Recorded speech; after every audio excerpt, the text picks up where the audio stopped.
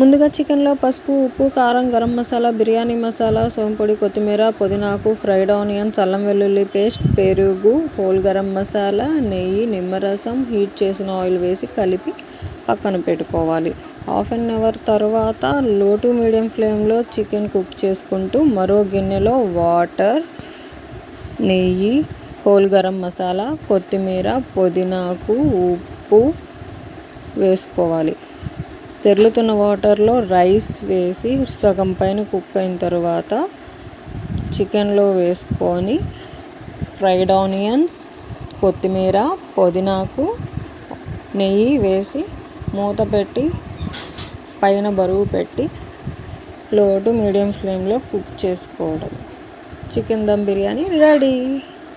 Subscribe my channel.